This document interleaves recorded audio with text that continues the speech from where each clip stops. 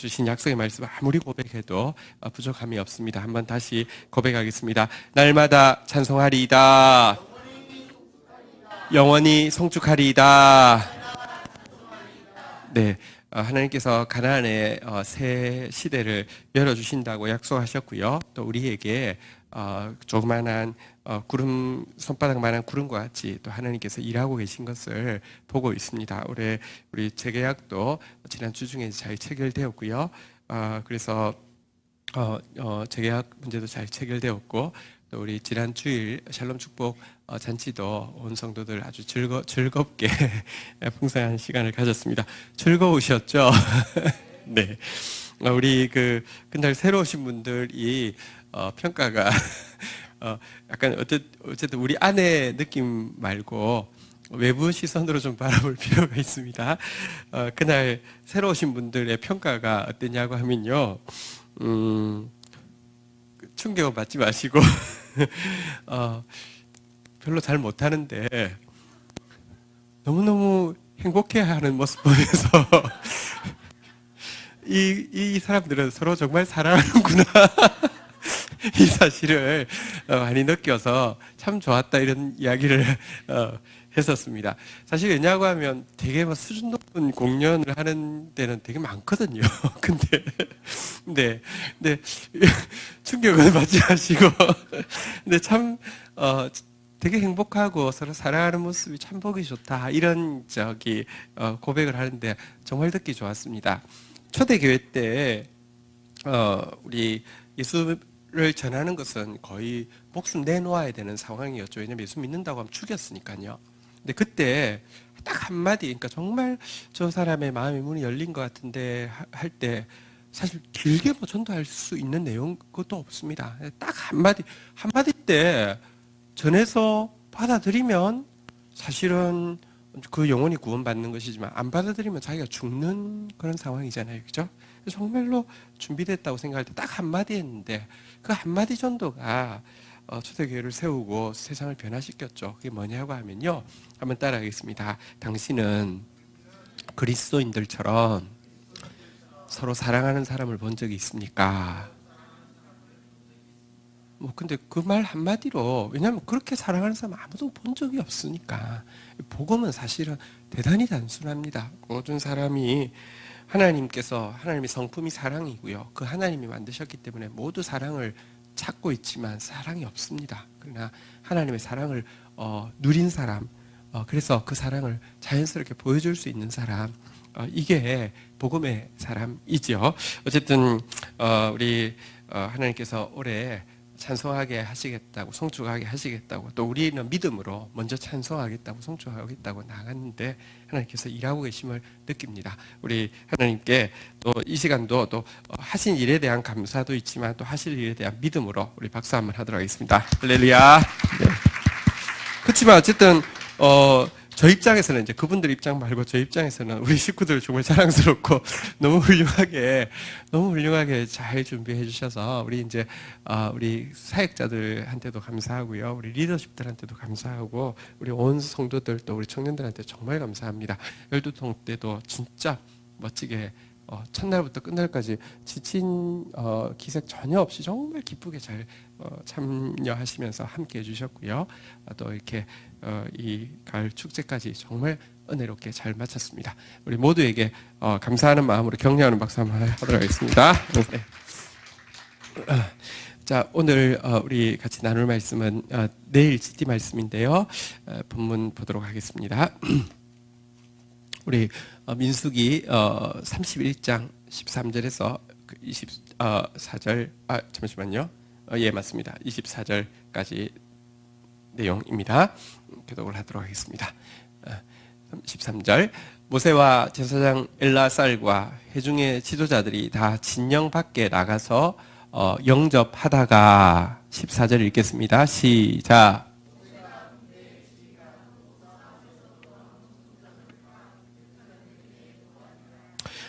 모세가 그들에게 이르되 너희가 여자들을 다 살려 두었느냐?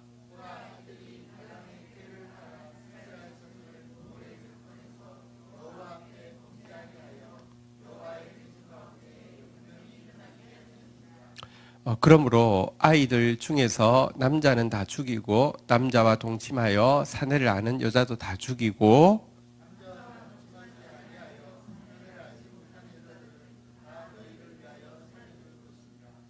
너희는 이래 동안 진영 밖에 주둔하라. 누구든지 살인자나 죽임을 당한 사체를 만진 자는 셋째 날과 일곱째 날에 몸을 깨끗하게 하고 너희의 포로도 깨끗하게 할 것이며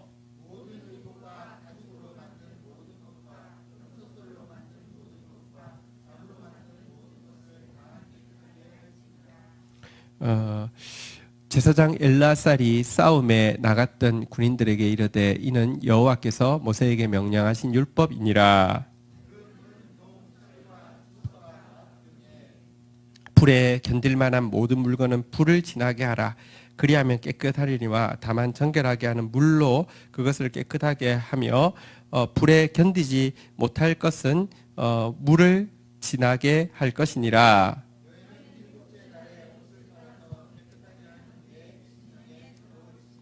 아멘. 네, 오늘 내용 보도록 하겠습니다. 우리 앞에 내용은요, 바알부올 사건이 있었지만 하나님께서 비나스의 창, 실상은 그 예수 그리스도의 허리에 찔리실 완전한 공의와 완전한 사랑을 충족시키실 그 창 때문에 연병을 그칠 뿐 아니라 도리어 가나안 땅을 이제 주시겠다는 약속을 눈으로 손으로 잡을 수 있게 하기 위해서 인구 조사를 하고요, 기업 분배에 대한 원칙을 정하신 것. 그리고 가나안 땅 가서 뭐 할 거냐? 예배하기 위해서 들어가는 것입니다. 하나님 사랑하고 예배는 입맞춤인데요. 하나님 사랑하면 하나님 닮아가게 돼 있습니다. 하나님 닮아가게 하기 위해서 그 땅에 들어간다는 것을 알려주기 위해서 예배에 대한 규례를 전해주시고 나서 실질적인 명령으로 처음 주신 게 오늘 이제 본문에 나온 미디안을 진멸하라는 것이었습니다. 왜냐고 하면 그들은 하나님의 신부인 이스라엘을 바알 이 풍요와 쾌락의 신앙으로 미혹해가지고 음행하게 한 하나님의 원수고요. 또 이스라엘 백성들에게 그 일로 말미암아 이제 정말 가나안 땅에 바로 코앞에 있고요. 1세대가 다 죽어서 이제 정말 딱 들어가면 되는데 너무나도 안타깝게 이 유혹에서 수많은 사람이 연병으로 죽게 한 이스라엘의 원수이기 때문에 진멸하라, 이런 이제 심판의 명령을 주셨습니다. 그리고 이스라엘 군사들이 12,000명이 비나스의 그 나팔 소리와 함께 나가서 전쟁을 해서 승리하고 돌아오고 있는 길인데요. 돌아오는 그들을 영접하러 모세와 제사장 엘라살이 나갔죠. 또 모세 입장에서는 얼마나 자랑스럽고 대견했겠습니까?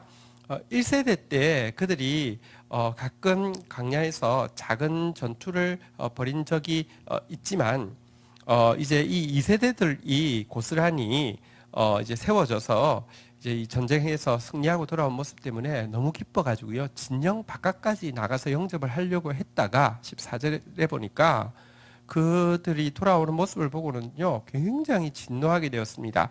이유가 무엇입니까? 15절 같이 한번 읽도록 하겠습니다. 읽겠습니다. 시작. 보니까 여인들을 다 살려서 포로 잡아서 오는 모습을 보고 모세가 굉장히 분노를 하게 되었습니다. 여자들을 다 살려주는데 왜 분노했을까요? 이유가 16절에 나오는데요. 16절 한번 볼까요? 보라, 이들이 발람의 꾀를 따라 이스라엘 자손을 부올 사건에서 여호와 앞에 범죄하게 하여 여호와의 회중 가운데 연병이 일어나게 하였느니라. 그 여인들 중에는 분명히 이 부올 사건 때에 나가서 이스라엘 백성들을 유혹해가지고 바알 숭배 자체가 예배 의식 안에 음행이 들어있거든요. 이 음행에 이렇게 관여했던 여인들이 분명히 있을 텐데 여인을 다 살려서 데려온 것에 대해서 진노를 하게 됩니다. 그리고 이 문제를 해결하기 위한 솔루션으로 17, 18절에 보니까요, 그러니까 그 남자를 아는 사내는 남자를 아는 여자는 다 죽이라. 왜냐하면 그들 가운데는 이 바알볼 사건에 이렇게 관련될 수 있는 여지가 분명히 있으니까요. 이제 그렇지 않은 경우는 여지가 그럴 확률이 없어지니까요.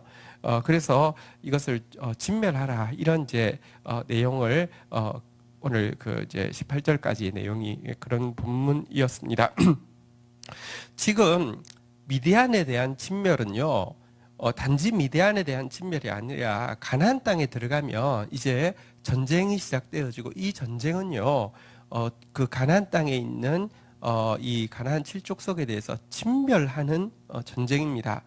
왜냐고 하면 미디안과 마찬가지로 가나안 땅 역시 죄악이 완전히 가득 차가지고 하나님께서 충분한 기회를 주셨지만 더 이상 개선의 여지가 없는, 그리고 그냥 그 민족의 그들에게 있는 죄악이 온 세상을 하나님 심판할 수밖에 없는 그런 것이기 때문에 진멸의 심판을 위해서 지금 이스라엘을 보내시고 있는 것입니다. 이 일의 예행 연습과 같은 것이 미디안을 진멸하는 일인데요. 이 첫 일부터 이렇게 딱 막히게 된 것이죠. 그래서 분노했고, 그래서 이렇게 심판을 하게 하는 내용인데, 여러분 실제로 이스라엘 백성들이 가나안 땅 딱 들어가서 첫 성이 어디였습니까? 자, 여리고였죠. 근데 여리고 때 보면 한번 보시면 이게 정복 전쟁인지 거룩한 전쟁인지 성격 자체가 너무 분명히 드러납니다. 인간의 전쟁인지 하나님의 전쟁인지도 너무 정확하게 드러납니다. 우선 그 전쟁이요, 진짜 이렇게 뭐랄까요? 하나님께서 그들 가운데 순종하는 새 마음을 주지 않았으면 아무도 따를 수 없는 그런 전략과 전술을 가진 전쟁이었습니다. 미친 사람 아니면 누가 그렇게 전쟁하겠습니까? 6일 동안 한 바퀴씩 돌고 7일째 7바퀴 돌고 나서 전부 다 어떻게 한다고요? 와 하면 무너진다는 그 바보 같은 말이 어디 있습니까? 그러니까 이거는 사람의 전쟁이 아닙니다. 그건 진짜 제정신이면 순종도 하는 사람이 미친 사람이에요. 근데 이스라엘 백성들이요, 그럼 진짜 미쳤죠. 가자마자 여리고 앞에서 전부 다 할례를 받지 않나. 그러니까 정말로 진짜 이 언약 백성은 순종하는 백성인데요, 순종의 세형이 임해서, 그러니까 이게 하나님의 전쟁이지 사람의 전쟁이 아닙니다. 여러분 성전이라는 것을 제일 많이 쓰는 집단은 지금은 이제 이슬람이 되었고요. 지하드 성전. 그런데 여러분 가끔 기독교 쪽에서도 성전을 씁니다. 옛날에 십자군 전쟁을 막 거의 거룩한 전쟁이라고 불렀고요. 근래로 가까운 일은 부시가 이라크 전쟁을 일으킬 때 마치 이 여호수아의 가나안 이 정복과 같은 논리를 들여대서 했는데요. 여러분 이 인간이 하는 전쟁은 거룩한 전쟁이 아닙니다. 하나님이 하셔야지 하나님의 전쟁인데요.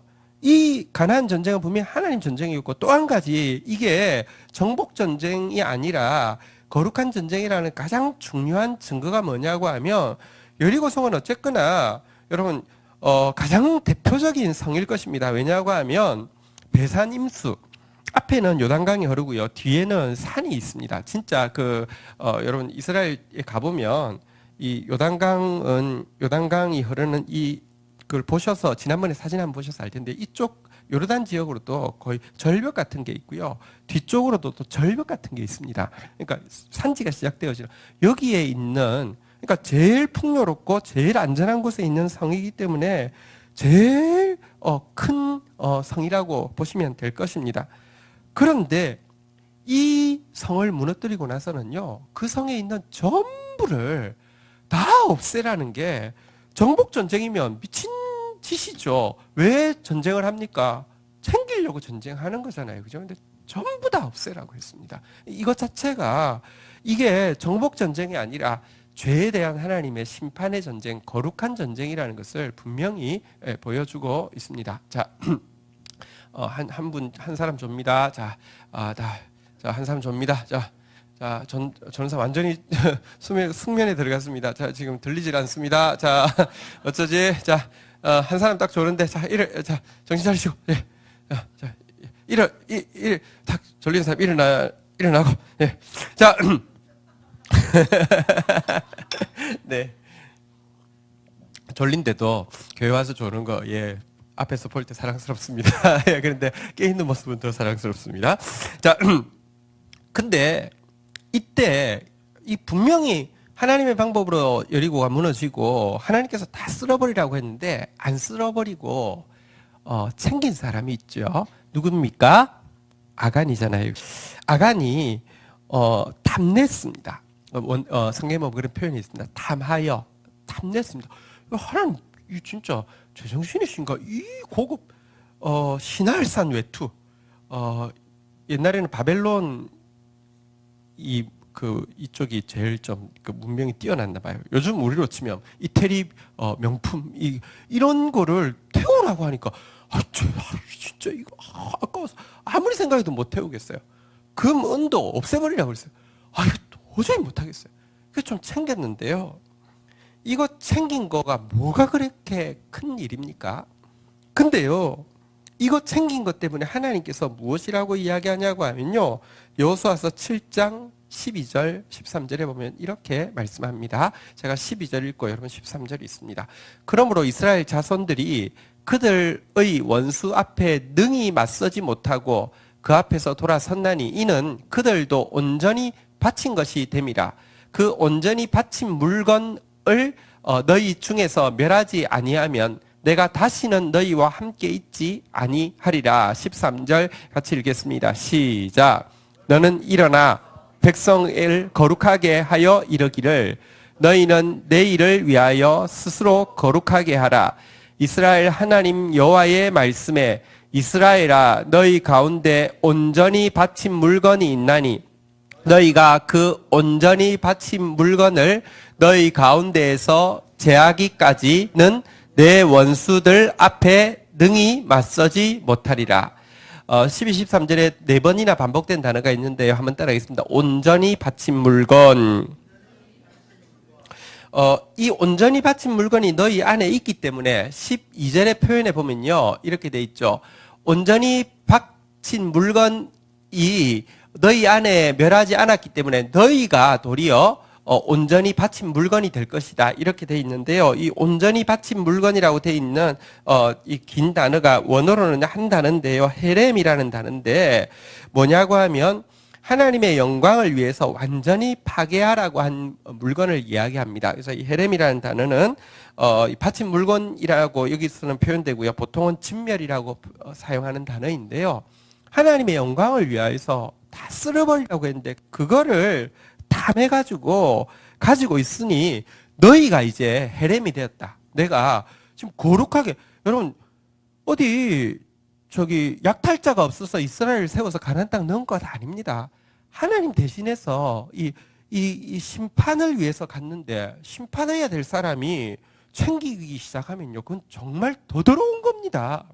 이건 앞에는 명분은 거룩한 전쟁 해놓고 이전에 십자군 전쟁처럼 명분은 거룩한 전쟁 해놓고 뒤에서는요 뒷돈 챙기기에 여념 없으면 하나님은요 공의의 하나님입니다. 진짜 2배로 갚아주실 것입니다. 그러니까 너희는 절대로 이기지 못할 뿐만 아니라 너희가 도리어 나의 영광을 위해서 진멸한 물건이 되었다. 이렇게 이야기하신 그 사건. 근데 이 아간 사건이 앞에 예행 연습으로 미디안을 심판하라고 하셨는데 이때에도 그들이 똑같은 죄를 범하고 있습니다. 나중에 이스라엘의 초대 왕의 이름이 무엇입니까? 예, 그때도 보면 아말렉이 이스라엘 백성들이 가나안 땅으로 오는 이 광야에 있을 때에 처져 있는 제일 힘이 없고 약한 사람들만 골라가지고 약탈하고 괴롭혔던 그들을 진멸하라고 할 때 이 하나님의 능력이 임해서 이길 수 있는 힘이 있었는데요. 가치 없는 것은 죽이지만 좋은 것은 다 살렸어요. 그리고 그 원어의 그 성경 본문에 보면요. 한번 따라하겠습니다. 탈취하였더라. 그러니까 아간이 탐하고 사울이 탈취하는 거, 탐에서 탈취하는 거, 그걸 정복 전쟁이라고 하죠. 미국이 이라크의 석유를 탐해가지고요. 거룩한 전쟁이니 뭐 이렇게 해가지고는요 탈취해가지고요 전부 다 그 군부에서 다 나눠 먹게 하는 거, 이런 거가 가장 더러운 전쟁입니다. 근데 하나님은요 그러면 네가 나의 영광을 위해서 온전히 진멸할 세력이 되었다고 이야기하시면서 갚아주시는 분이 하나님이십니다.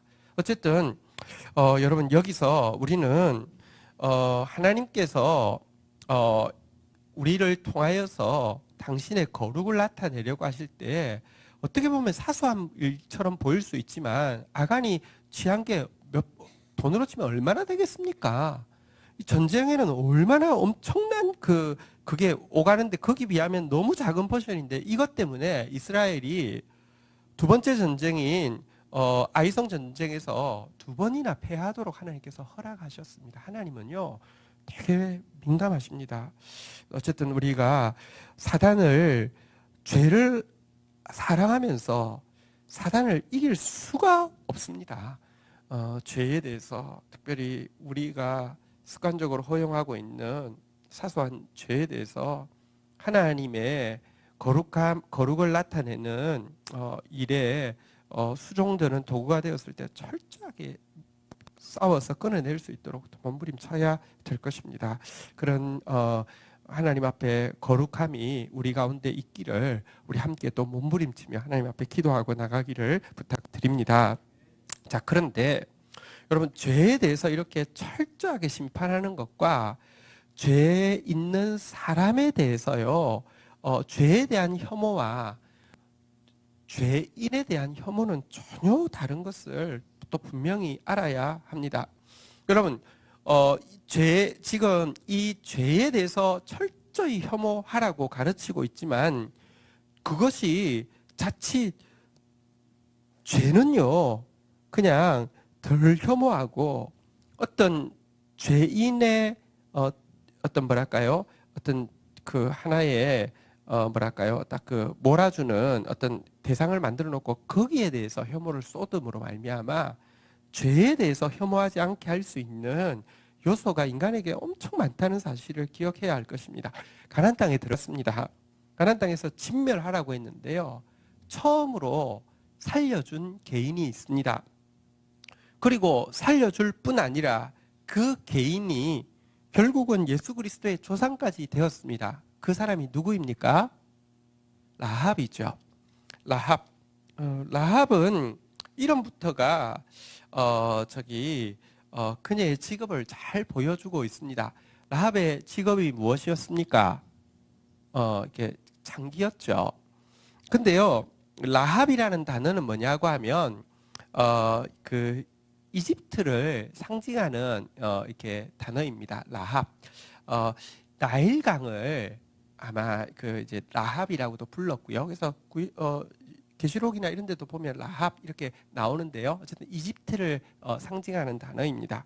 여러분 술집 여인들이 요즘 글쎄 가본 적이 진짜 없으니까 잘 모르겠습니다. 근데 트렌드가 있잖아요. 근데 약간 그 이름을 세라 그러니까 약간 미국 이름을 쓴달지 약간 그런 게 있었겠죠. 요즘은 잘 모르겠습니다.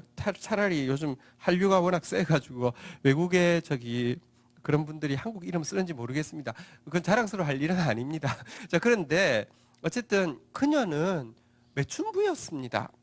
그러면요, 사실은 객관적으로 보면 죄, 그리고 그 죄, 하나님께서 지금 이 그 바알부올 사건과 관련되어진 이 여인들에 대해서 이렇게 진멸을 명하셨다고 하면 가나안 땅에서 사는 수많은 사람 중에서도 특별히 매춘부인데요. 그러면 그냥 그 몰빵으로 해가지고 혐오의 대상으로 만들 수 있는 대상인데 그가 여러분 그 가나안 땅에서 개인으로 구원받는 유일한 사람 그리고 그가 도리어 예수 그리스도의 이렇게 메시아의 족보에 오르게 된 사람인 거 우리가 진짜 유념해서 보아야 합니다. 죄에 대한 혐오와 죄인에 대한 혐오는 완전히 다른 것입니다. 근데 우리는요, 죄에 대해서는요, 사실은 별로 혐오하지 않습니다. 나도 죄가 좋으니까요. 그런데요, 내가 마치 거룩한 사람인 척 하기 위해서 죄인에 대한 혐오는 극도로 올려놓습니다. 예수님 시대에 보십시오. 바리새인들은요, 이 현장에서 간음하던 여인을 딱 잡았을 때 이 미끼 하나, 좋은 미끼 하나 예수를 확 이렇게 올무에 빠뜨릴 수 있는 좋은 미끼 하나 잡았다고 막 그 여인을 볼 때 벌레 보듯이 그리고 또 솔직히는요 그들 가운데 음욕은 또 대단히 많았을 거예요. 이렇게 그 뭐랄까요, 아주 징그러운 눈으로도 보면서 미끼 보듯이 이렇게 뭐랄까요, 아주 멸시하는 눈으로도 보면서 딱 데려도 놓고 예수를 그 뭐랄까요, 그 올무에 걸기 위해서 막 질문하고 있는 장면을 생각해 보십시오. 근데 뭐 예수님에 대해서도 막 이제 그 뭐랄까요, 이렇게 혐오하고 또 이제 넌 죽었어 이런 그 뭐랄까요, 사리를 가지고 이렇게 바라보고 있었겠죠. 근데 예수님은 정말 누구보다도 죄에 대해서 혐오하는 분이셨지만 그 여인에 대해서요, 그들은 이미 생명체가 아닙니다. 그냥 이건 인격이 아닙니다. 도구에 지나지 않고요. 쾌락을 얻는 도구, 지금은 예수를 죽일 수 있는 아주 탁월한 도구, 미끼에 지나지 않는, 한 번도 그를 영혼으로 대한 적이 없지만 예수님은 그 사람을 영혼으로 대하고, 여러분 그 죄에 대해서는 주님은 철저히 나도 너를 정죄치 아니하노니 다시는 죄를 범치 말라고 이야기하셨습니다. 죄를 합리화하지 않았습니다. 그렇지만 너희 중에 죄 없는 자가 먼저 돌로 치라고 하면서 다 똑같은 죄인임을 분명히 하셨고요. 그리고 그녀에게 그때가 이 초막절 기간인데요. 이렇게 그 나를 따라오는 자는 이렇게 그 사망에 다니지 아니하고 생명의 빛을 얻으리라고 하시면서 당신이 초막절에 바로 그 불기둥임을 보여주시고 여기에 죄를 끊고 구원을 받는 길이 있음을 보여주셨습니다. 죄에 대한 혐오는 너무 중요하지만 기독교가요, 지금 보이고 있는 모습은요, 죄에 대한 혐오가 아니라 어떤 대표적인 죄인을 만듭니다. 예를 들면 동성애자를 죄인으로 만들고, 혹은 뭐 이렇게 어떤 그룹들을 죄인으로 만들어 놓고 그거에 대해서 맥시멈의 분노를 표출하며 반대급부로 자기가 아주 의로운 척합니다. 절대 그렇지 않습니다. 거기에 하나님 절대 속지 않습니다. 그리고 그것이야말로 바리새인의 모습이죠. 우리가 죄에 대해서 더 철저하게 혐오하고, 어떻게 죄를 아끼고는, 여러분 하나님 사탄을 아끼는 것인데 어떻게 사탄과 이길 수 있습니까? 하나님 오늘 여기 말씀대로 12절의 말씀대로 우리가 여러분들 온전히 바친 물건이, 다시 말하면 진멸의 대상이 될 수밖에 없습니다. 죄에 대해서 철저히 혐오하되, 그러나 그것이요, 사람을 도구로 만들고 사람을 미워하게 하고, 그 사람을 혐오하는 것이 자기가 도덕적인 반증인 것처럼 행동하게 하는 그런 더 구역질나는 행동에 빠지지 않도록 정말 조심해야 합니다. 우리 지난번에 성도가 묻고 성경이 답하다 우리 같이 나눌 때도 동성애 문제에 대해서 이야기했는데, 여러분 많은 죄 중에 하나입니다. 그리고 그것이 분명히 잘못된 것입니다. 그렇지만 사람을 대할 때 영혼으로 대해야지 벌레 보듯이 대하면서 논리로는 너희를 사랑한다, 그리고 너희를 바꾸어야 된다고 하는데요, 벌레 보듯 대하면서 그렇게는 합당하지 않습니다. 그리고 그렇게 싸우면요, 여러분 이 문제는 한 번도 그렇게 싸워서 이긴 적이 없습니다. 서구 사회가 왜 다 동성애 찬성으로 돌아섰느냐? 그들이 어쨌거나 긴 시간 동안 제일 혐오의 대상, 박해받는 대상이 되어지고, 그들을 박해하는 주력은 기독교, 캐톨릭이었고요. 근데 그들 보니까 드러나는 성적인 비리와 범죄들이 훨씬 막 만만치 않게 계속 드러나고 있어요. 지금도 이번 주간에도 지금 몇 번이, 지금 요즘 뭐 나오는 뉴스들 전부 다 그런 것 아닙니까? 니나 잘하세요. 정말 더러운 짓은 다 하면서 여기에 대해서 혐오를 가지고 막 벌레 보듯이 하는, 이게요, 쌓이고 쌓이니까 법적으로도요, 그냥 입 닫아, 너 하고 싶은 대로 해, 이렇게 되는 것입니다. 이래서 여러분 주님의 방법은 그것이 절대 아닙니다. 어쨌든 우리부터 죄에 대해서요 철저하게 혐오하되, 죄를 향한 혐오가 죄인에 대한 혐오가 되어지지 않도록 하는 예수님의 모습이 우리 가운데 있어야 되는데요, 그것을 잘 보여주는 게 이어지는 내용입니다. 여러분 그들을 심판하라고 했는데, 심판했는데 그것과 더불어서 19절 한번 좀 보도록 하겠습니다. 오늘 본문 19절 볼까요? 같이 한번 읽도록 하겠습니다. 읽겠습니다. 시작.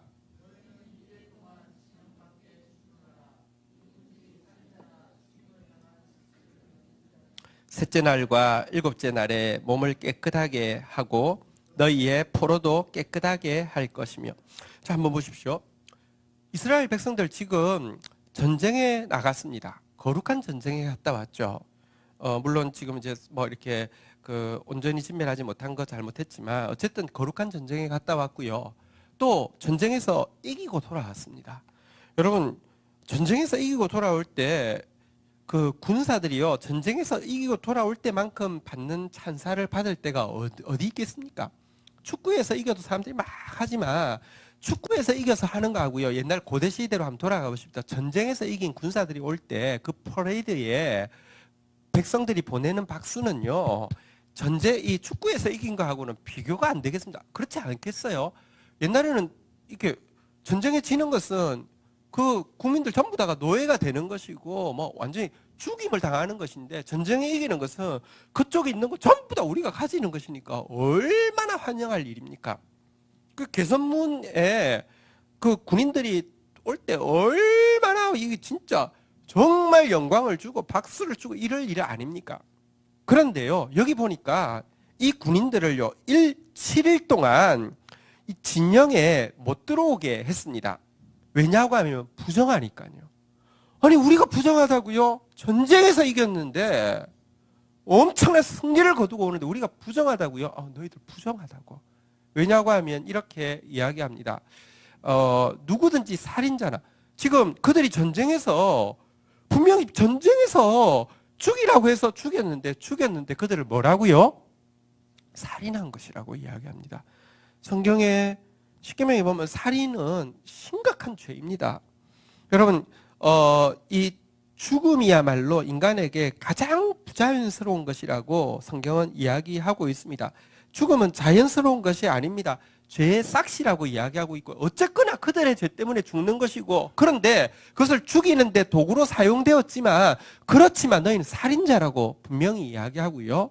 또 살인자든지 아니면 죽임당한 자의 사체와 접촉을 하는 것, 죽음 자체가 죄가 가득 차서 드러나는 현상인데, 그거에 스치는 것만 해도 부정한 것이 되기 때문에 너희들은 부정하다고, 군사들에 대해서 부정하다고 이야기합니다. 보십시오. 죄인에 대해서 혐오하면 이 군사들은요 아주 그냥 자랑스러운 사람이 될 것인데요, 죄에 대해서 혐오하면요 자기 자신을 돌아보게 하고요, 자기부터 씻음 받아야 된다는 것입니다. 그 일을 위해서 해야 되는 일은요, 한번 따라하겠습니다. 셋째 날, 일곱째 날, 이때 이제 정결 의식을 하게 되는데요, 여기 또 보면 또 분명한 것은요, 한번 따라하겠습니다. 너희의 포로도.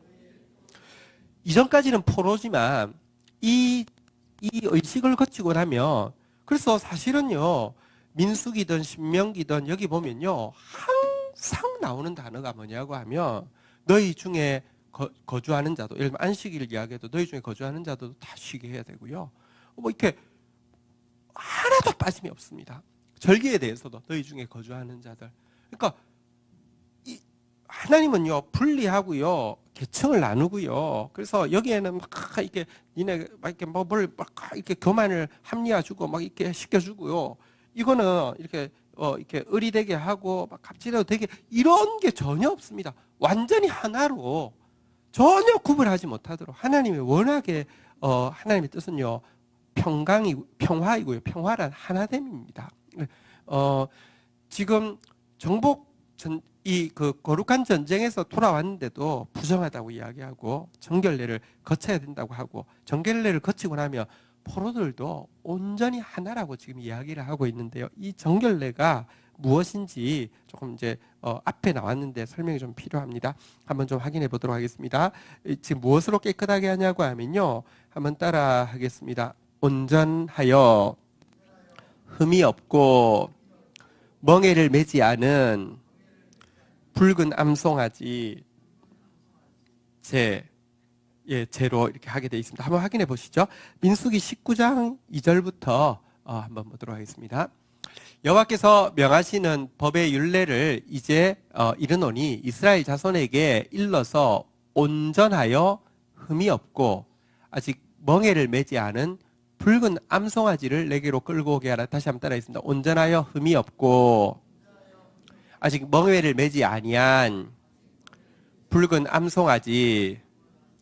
뒤에 에어컨 좀 환풍기 좀 틀어주세요. 예, 튼 거예요? 예, 예. 자, 여기 보니까요.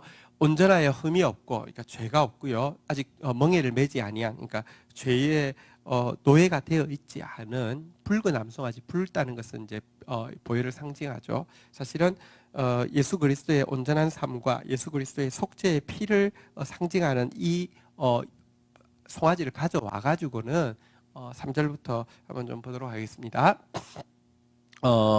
너는 그것을 제사장 엘라살에게 줄 것이요 그는 그것을 한번 따르겠습니다. 진영 밖으로 끌어내서.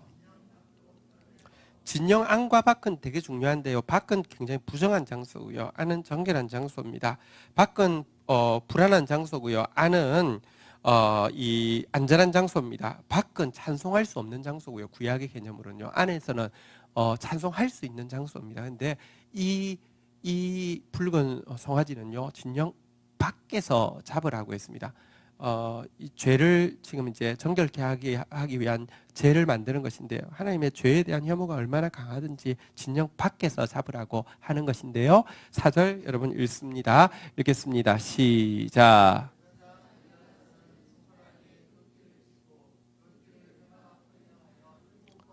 예, 이제 그래서 그 피를 가지고 이제 성막을 향해서 뿌리고 나서는요, 5절 제가 읽습니다. 그 암소를 자기 목전에서 불사르게 하되 그 가죽과 고기와 피와 똥을 불사르게 하면 전부, 그러니까 하나도 남김없이 불사른다는 것입니다. 자, 6절 보도록 하겠습니다.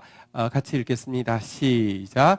동시에 제사장은 백향목과 우슬초와 홍색실을 가져다가 암송아지를 사르는 불 가운데 던질 것이며, 완전히 제가 될 때까지 태우는데 거기에다가 여기 세 가지를 더하죠. 한번 따라하겠습니다. 백향목, 우슬초, 홍색실. 이것은 그 레위기에 보면 나와 있는데 나병 환자가, 나병은 죄에 대한 상징입니다. 나병이 죄는 아닙니다. 죄에 대한 상징. 왜냐하면 죄는요, 범하고 나면 자꾸 감각이 없어집니다. 그래서 이렇게 짖고 있어도 결국은 죄에 대해서 완전히 무뎌지죠. 근데 이것을 나음 받은 사람들을 증명할 때에 이 세 가지를 쓰게 한 게 백향목, 우슬초, 홍색실인데, 어쨌든 죄를 제거하는, 죄를 정결케 하는 이것까지 해서 태워 가지고는요, 이것으로 죄를 만들었어요. 17절 19절로 넘어가 보도록 하겠습니다. 민수기 19장 17절 19절 17절부터 읽도록 하겠습니다. 그러므로 그 부정한 자를 위하여 죄를 깨끗하게 잠시만요. 민수기 19장 17절 19절 우리 지금 읽고 있는 내용, 민수기 19장 17절 19절 읽겠습니다. 그 부정한 자를 위하여 죄를 깨끗하게 하려고 불사른 죄를 가져다가 한번 따라하겠습니다. 흐르는 물과 함께 그릇에 담는데요. 그러니까 그 죄, 아까 붉은 암송아지 죄를요, 완전히 그 가루가 된 죄를 부정한 사람이 있으면 흐르는 물에다가 그 죄를 탑니다. 그냥 고인 물은 안 되고요. 흐르는 물에다가 타가지고는요. 18절 여러분 읽겠습니다. 시작.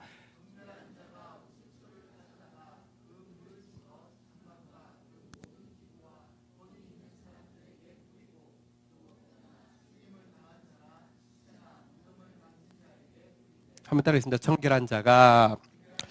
이것은요, 제사장이 아니라 누구든지 부정하지 않은 사람은 이 죄를 사용할 수 있다는 것입니다. 그래가지고는요, 19절 마지막으로 읽도록 하겠습니다. 같이 읽겠습니다. 시작. 그 정결한 자가 셋째 날과 일곱째 날에 그 부정한 자에게 뿌려서 일곱째 날에 그를 정결하게 할 것이며, 그는 자기 옷을 빨고 물로 몸을 씻을 것이라. 저녁이면 정결하리라. 그러니까 그러니까 지금 오늘 본문 아까 읽었던 19절에 셋째 날, 일곱째 날 몸을 깨끗하게 한다는 게 뭔지 지금 이제 여기 우리가 읽었던 내용인데요. 뭐를 가지고 깨끗하게 하냐고 하면 붉은 암송아지, 다시 이야기합니다. 온전하여 흠이 없고 멍에를 매지 아니한 붉은 암송아지의 재에다가 흐르는 물을 타가지고는요, 이거를 이렇게 그에게 뿌리는데, 한번 따라하겠습니다. 셋째 날, 일곱째 날, 이 이제 그 2번을 뿌리고 나서 이제 이 사람이 정결함을 받는다 이렇게 되어 있습니다. 워낙은 속죄를 하려고 하면 어떻게 하냐고 하면요. 짐승을 하나 가져가서는요, 제사장 앞에서 자기 죄를 짐승의 이마에다가 안수를 하면서 정가를 시킵니다. 그러면 그게 죽임을 당하면서 자기 죄가 전가되었기 때문에 용서를 받는데요. 사실 여러분 이런 식으로 해가지고 엄청난 수많은 죄들을 해결할 수가 없습니다. 지금은 직접적으로 전가하는 게 아니라 사실은 죽임당한 모든 짐승은 예수 그리스도를 상징하고 있죠. 그 붉은 암송아지 하나님의 진노를 받아서 영문 밖에서 완전히 태워져서 죽임당한 그 죄를요, 흐르는 물은 성령을 상징합니다. 성령이 예수 그리스도의 그 희생을 우리 가운데 뿌리게 되실 때에 우리가 정결함을 받을 수 있는데요. 셋째 날, 일곱째 날 2번을 뿌리는데요. 이 2번은 이제 의미가 있습니다. 3일, 셋째 날은 예수님하고 뭐하고 관련이 있습니까? 부활하고 관련이 있죠. 또 일곱째 날은요, 뭐하고 관련이 있냐고 하면, 여러분 그 일곱째 날은 재림과 관련이 있습니다. 실제 이스라엘의 그 마지막 절기인 절기의 달인 7월이, 그러니까 유대력으로 7월인데요. 이 7월에 이제 예수 그리스도께서 그들은 이제 메시아가 재림한다고 믿고 있습니다. 어쨌든 예수 그리스도의 부활과 예수 그리스도의 재림이 결국 우리의 죄를 씻는다 이런 뜻도 있고요. 각 개인의 입장에서는요, 2번 물뿌림을 당하는데 첫 번째는요, 한 3일 지나고 나서 군사들이 이런 생각할 수 있지 않겠습니까? 내가 무슨 잘못이 있다고 집에서 못 들어가고 전쟁도 끝났는데 여기 밖에서 이거 뭐 하는 거야? 3일 정도 지났을 때 물 뿌릴 때 이것은요, 자신이 죄인임을 깨닫게 하고 참회하기 위한 목적의 뿌림이라고 할 수 있고요. 7일이 되었을 때 다시 뿌릴 때는요, 이것은 이제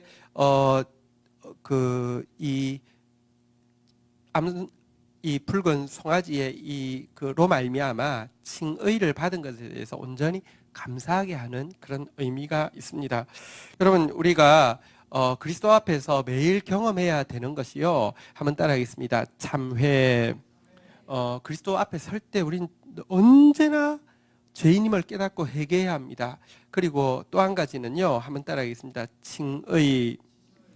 칭의라는 것은 의롭다 칭하는 것인데요. 의롭다 여겨주시는 것인데요. 의롭다 여겨주신다는 것은, 의롭다 칭해주신다는 것은 워낙 의롭다는 뜻입니까? 의롭지 않다는 뜻입니까?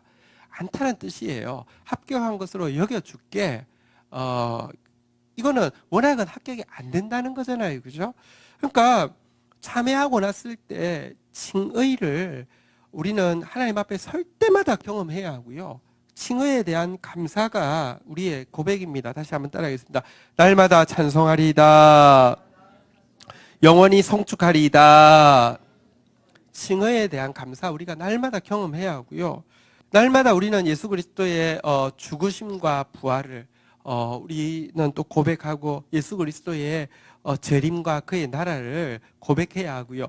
이것이 가능한 것은 2000년 전에 십자가 사건이 오늘 내게 역사하려고 하면 한번 따라하겠습니다. 흐르는 물. 성령의 역사가 없이는요, 교리적으로는 공감할 수 있습니다. 그냥 교리적으로 내가 예수 믿습니다. 그러놓고 나서는요, 교리적으로 한 사람은 얼마든지 죄 지을 수 있습니다. 얼마든지 바리새인 될 수 있습니다. 지금 일어나고 있는, 여러분, 한국 교회에 지금 막 일어나고 있는 이 많은 일들에 그들은 지금도 자기 죄인 아니에요. 정말 안타까운 것은요, 이제록 이런 사악한 인간도 문제인데요. 거기에 당하고 있으면서도 뭐 선고 받을 때 와서 목사님 힘내세요 뭐 하면서 울고 있는. 그러니까 성경의 예레미야서에 보면요, 이 거짓말로 인도하고 권력으로 휘두르는데 그것을 좋아하는 백성들을 진짜 놀랍고 기이한 일이라고 하나님이 탄식하는 장면이 나오는데, 정말 진짜 이거 한국 교회에 너무너무 무시무시한 모습을 봅니다. 그게 왜 그러냐고 하면 교리적으로는요 너무 쉬워요. 그냥 예수는 나를 위해서 죽어주셨으니까 나는 뭐 괜찮아, 준비되어 있고 용서받았고. 아니에요. 성령이 오셔서 매일 그 흐르는 물에 의해서 이 예수 그리스도의 보혈의 공로가 새로워져야 되고, 보혈의 출발은요 진짜 죄를 깨닫는 것에서부터 시작되어져요. 3일째에 진짜 죽음 같은 이 고통 가운데에 부활의 능력이 나타나는 것이고요. 참회에 대한 진짜 고백 이후에 칭의가 부도덕한 것이 아니라 정말 은총이 되는 것입니다. 이것을 하라고 하셨고요. 뿐만 아니라 20절부터 보면요, 이렇게 그 개인뿐 아니라 한번 따라하겠습니다. 그 모든 의복, 가죽으로 만든 모든 것, 염소털로 만든 모든 것, 나무로 만든 모든 것, 그러니까 어쨌든 모든 것, 뭐 무기든지 의복이든지 소지품이든지 전리품이든지 모든 물건도 부정해졌으니 다 깨끗하게 하라고 합니다. 깨끗하게 하기 위해서 22절부터 보면 구체적으로 나와 있죠. 자, 한번 교독하도록 하겠습니다. 22절 금은동 31장 본문으로 가서, 자, 금은 동, 철과 주석과 납 등에 22절, 23절 여러분 있습니다. 시작. 불에 견딜 만한 모든 물건은 불을 지나게 하라.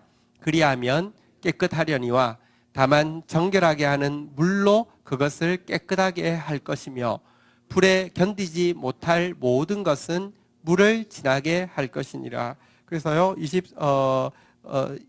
여기 보시니까, 개인도 이렇게 이 붉은 암송아지 이 잿물을 흐르는 물에 섞어서 이렇게 3일, 7일 두 번을 뿌리지만, 물건도요, 모든 물건도 이 물을 뿌려야 되는데요. 뿌리기 전에 불에 견딜 수 있는 것들, 그러니까 금속류겠죠. 전부 다 불을 지나고 나서 뿌리고요. 불을 견딜 수 없는 것 있잖아요. 뭐 나무든지 뭐 섬유든지 이런 것들은요, 물로 씻고 나서 뿌리라고 이렇게 되어 있습니다. 어쨌든 이 성결에 대해서 너무너무 강조하고 있음을 보게 됩니다. 예수 그리스도의 보혈의 공로 없이는 아무도 견딜 수 없음을 보게 되는데요. 우리 꼭 기억해야 합니다. 나중에 주님께서 우리의 삶에 대해서요, 재림하실 때는요, 반드시 갚아주십니다. 한번 따라하겠습니다. 보상과 보복. 하나님께서는요, 공의롭다는 것은요, 하나님 나중에 심판하실 때 꼭 갚아주십니다. 보상할 자에게는 보상하시고 보복할 자에게는 보복하십니다. 그러니까 여러분, 보상받을 것 없는 삶 살지 마시고요, 보복받을 것 있는 삶 살아서는 안 됩니다. 반드시 갚아주십니다. 그렇지 않다고 하면 하나님은 이 예수님 재림 때 하시는 게 재판한다, 심판한다고 돼 있는데요. 심판 왜 합니까? 보상하려고, 보복하려고. 그런데 주님이 나중에 나에게 보상하실 때, 혹은 진짜 그런 일이 있어서는 안 되겠는데 보복하신다고 하면, 여러분 이제로 인간이 15년 이번에 이제 1심에서 받았는데요. 진짜 영원토록 격리를 해야 되죠. 그래서요, 영원한 지옥이 필요합니다. 나중에 보십시오. 반드시 영원한 지옥에 영원한 지옥에 갇히게 될 것입니다. 근데요, 하나님이 보상하고 보복하셔서 심판하실 것인데요, 나는 내가 지금 한 것 중에서 하나님 앞에서 보상받을 수 있는 것인지, 일단 보복은 진짜 하나님 두렵고 떨림으로 우리 죄에 대해서 혐오하면서 끊어낼 수 있도록 노력하실 때, 내 거는 진짜 보상받을 게 있는지 한번 좀 점검하는 시간을 가지면 좋겠습니다. 나의 삶에 하나님께서 기억하시고 갚아주실 만한 게 있는가 한번 생각해 보십시오. 우리는요, 자기가 한 것은 절대 안 잊어버립니다. 그래가지고는요, 내가 남한테 죄송합니다, 좀 사소한 선물을 했던 것도요, 수십 년 지났어, 내가 그때 그거 해줬는데, 이럴 수 있는 게 인간이에요. 근데 하나님 앞에 여러분들이 나중에 재판 자리에 서실 때, 하나님 내가 그때 드린 거 그거 기억 못 하세요? 자, 여러분 그럴 거 있는데, 그 많은 것들 여러분 아마 기억할 거예요. 그런데 그것이 나중에 진짜 하나님 앞에 남을 것인지, 진짜 그래 맞다, 그거 보상해야 되는데 아유 미안하다, 잊어버렸네, 그럴 것인지, 아니면 그 말했다가 덤탱이 쓸 것인지 우리가 좀 보아야 되겠는데요. 하나님의 심판의 원칙에 대해서 두 가지를 이야기를 하고 있습니다. 첫 번째는요, 고린도전서 3장 10절부터 보면 이렇게 말씀하십니다. 고린도전서 3장 10절, 내게 주신 하나님의 은혜를 따라 내가 지혜로운 건축자와 같이 터를 닦아 두매 다른 이가 그 위에 세우나 그러나 각각 그 어떻게 세울까를 조심할지니라. 여러분들, 우리가 인생은 건축자와 같습니다. 뭔가를 세우는 것입니다. 그리고 그거에 대해서 하나님께서 갚아주실 것인데요, 첫 번째 주의해야 될 게 뭐냐, 11절에 나옵니다. 같이 한번 읽도록 하겠습니다. 읽겠습니다. 시작.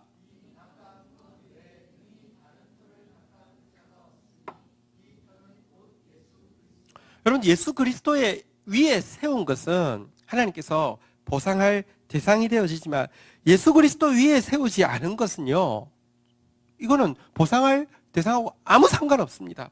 예수 그리스도 위에 세운다는 것은요, 오늘도 이 정결케 되는 것이요, 내 노력에 의해서 되는 게 아닙니다.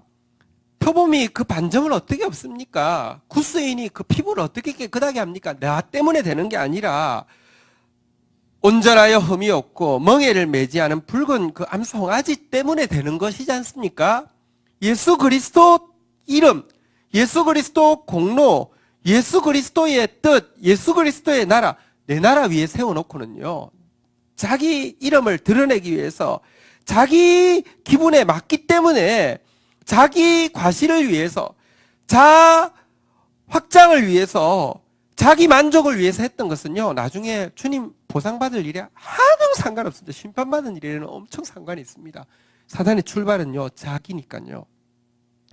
그리스도 위에 세우지 않은 것은 아무 의미가 없습니다. 어쨌든 여러분, 정말 우리 모든 것의 출발이 전부 받았습니다. 받지 않은 것이 어디 있습니까? 모두 은혜입니다. 내 공로로, 내 이름을 위하여서, 내 기분을 위하여서, 내 능력으로 하는 것이 아니라 그리스도의 터 위에 세울 수 있기를 주의 이름으로 축원드립니다. 근데 터 위에 세웠다 하더라도요, 그리스도를 위해서, 그리스도의 뜻을 따라서 그리스도의 은혜로 세웠다 할지라도요, 12절부터 이어지는 내용에 보면요, 그런데 그 위에 세워도요, 금이나 은이나 보석으로 세우는 사람이 있는가 하면 나무나 풀이나 짚으로 세울 수 있습니다. 빨리 세울 수도 있고요, 오래 걸려서 세울 수도 있고요, 높이 세울 수도 있고요, 조그맣게 세울 수도 있는데요, 그런데 주님이 사이즈를 가지고, 평수를 가지고 그때 갚아주는 것 아닙니다. 어떻게 갚아주시냐고 하면요, 13절에 보니까요, 한번 따라하겠습니다. 불이 각 사람의 공적이 어떠한 것을 시험할 것입니다. 그래서 불로 태워가지고 없어지는 것은 무효입니다. 불로 태워서 없어지지 않는 것만 남습니다. 불로 태운다는 것이 무엇일까요? 불로 시험한다는 것이 무엇일까요? 베드로전서 1장 6절에 가보면 이렇게 이야기하고 있습니다. 베드로전서 1장 6절입니다. 한번 볼까요? 불로 태운다는 것이요. 교독을 하겠습니다. 6절 제가 읽고 7절 여러분이 있습니다. 그러므로 너희가 이제 여러 가지 시험으로 말미암아 잠깐 근심하게 되지 않을 수 없으나 오히려 크게 기뻐하는도다. 7절 같이 읽도록 하겠습니다. 읽겠습니다. 시작. 불로 연단하여도 없어질 금보다 더 귀하여 예수 그리스도께서 나타나실 때에 칭찬과 영광과 존귀를 얻게 할 것이니라. 그래서 불로 연단한다는 것은요, 불로 연단해서 그 금은 불로 연단하고 나면 일정 부분 없어지기도 하지만, 우리를 하나님께서 연단하고 나면요, 하나님의 백성은요, 진짜 점검처럼 나오게 되어 있습니다. 나의 가는 길을 그가 아시나니 그가 나를 단련하신 후에 내가 점검처럼 순검처럼 나온다고 했는데, 그게 이 불로 시험한다는 게 뭐라고요? 6절에 보니까요, 베드로전서 1장 6절에 보니까요, 여러 가지 이 시험들, 여러 가지 이 고난들을 통하여서 하나님 시험한다고 이야기하고 있습니다. 어쨌든 여러분, 내가 하나님을 위해서 하는데요, 별 문제가 없어요. 내 기분도 좋고 다른 사람도 좋아해요. 그때까지는 정확하게 몰라요. 근데 내가 정말로 하나님 뜻대로 하는데, 많은 사람들이 내가 진짜 내 자아로 하는 것 아닌데도 공격하고 미워하고 이렇게 음해하고 대적하고 이때 두 가지로 나올 수 있죠. 에이, 더러워서 못하겠네. 내가 그럴 수도 있고요. 싸울 수도 있고요. 근데도 그럼에도 불구하고 견디고 버티면서 감당할 수도 있습니다. 근데 주님은요, 그것을 불로 연단한 거라고 이야기하고, 그랬을 때 남은 거는 그 네 거라고 이야기합니다. 그렇지 않으면 여러분, 내가 주님 위해서 했다 하더라도 남도 좋아하고 나도 기분 좋아. 그거는요, 여러분 보십시오. 세상 사람도요, 자기 기분 좋고 남도 좋아하면 얼마든지 희생할 수 있어요. 그거와 다르지 않습니다. 하나님의 나라가 있다는 것은 사단의 나라가 있다는 것이고요. 하나님의 뜻이 있다는 것은 그 뜻을 끔찍히도 싫어하는 사단의 방해도 있는 것입니다. 그래서 하나님 일하는데 대적이 없으면요, 그거는 이상한 일이라고 했습니다. 하나님 일하는데 공격이 있어야지 그게 하나님 일인 반증일 수 있습니다. 근데 지금까지 여러분들이 하나님 일을 안 해봤으니까, 내 일을 했으니까, 내 나라 세웠으니까요, 내 나라 세운다고 힘들었던 것은 그거는 고난 아니고요, 고생이고요. 근데 하나님 나라를 진짜로 세우려고 하나님의 뜻에 의해서 헌신할 때 다가오는 고난을 안 당해본 것도 문제인데, 여러분 이제 있을 겁니다. 기대하십시오. 근데 있을 때에 너무 쉽게 그냥 물러갑니다. 에이, 뭐 내가 이거 안 하면 내가 미쳤다고 이거야. 그러지 마세요. 주님은 불을 통과할 수 있으면, 불에 견딜 만한, 여러분들이 불 통과해도요, 금이 녹는 점과 은이 녹는 점이 다릅니다. 은이 녹는 점이 훨씬 더 낮고요, 금이 녹는 점은 그보다 더 높습니다. 그래서 은은 도가니 안에다 넣고요, 금은요, 풀무 직접 용광로에 넣어야지만 녹는 겁니다. 여러분들의 이 하나님 앞에서 그 하나님은 여러분들을 어디 정도까지 견딜 수 있는지 여러분 아십니다. 그리고 불같은 시험이 있습니다. 견디어 내셔서 정말 하나님 앞에서 내가 원하는 것은요, 그 불을 지나게 되면요, 죄가 끊어집니다. 그게 그래서 사실은 불이 내가 진짜 내가 보석임을 자랑하기 위함이 아니라 내 입장에서는요, 정결케 되기 위함이고요. 그런데 나중에 주님은요, 그것 가지고 갚아주십니다. 그게 주님의 재림의 심판의 원칙입니다.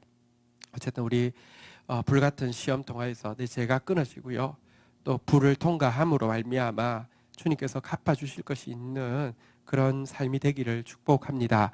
어쨌든 오늘 여기 그 자기 죄에 대해서 예수 그리스도의 이 영문 밖에서 주님의 미움을 전부 다 걸머지시고 이렇게 죽으신 그 분의 공로로 말미암아 내가 씻음 받고요. 그래서 사실은 이제 그리스도 예수님으로 말미암아 우리에게는 영문 안과 밖이 차이가 없어졌고요. 우리는 찬송할 수 있는 상황, 찬송할 수 없는 상황이 다른 게 아니라 어디서든지 찬송할 수 있는. 그래서 우리가 지난 우리 그 샬롬 축복 잔치 때 우리 블레스에서 By the River of Babylon 했잖아요, 그죠? 그 워낙에 원래 가사에 보면 어떻게 찬양할 수 있겠느냐인데, 똑같은 일을 당할 때 히브리서는요, 그러니까 포로 잡혀가고 이제 나라가 없어질 것인데 찬송의 제사를 드리자라고 이야기하는 것은, 이제는 예수 그리스도 안에서 우리는요, 찬송하지 않을 이유가 하나도 없어진 것을 이야기합니다. 그분의 보혈로 말미암아 나 같은 죄인이 용서받으니까요. 자, 그런데 오늘 그 죄로 씻음 받지만 마지막으로 24절만 읽고 마치도록 하겠습니다. 자기가 해야 될 일도 있습니다. 같이 한번 읽도록 하겠습니다. 오늘 본문 24절 마지막 절입니다. 같이 읽겠습니다. 시작.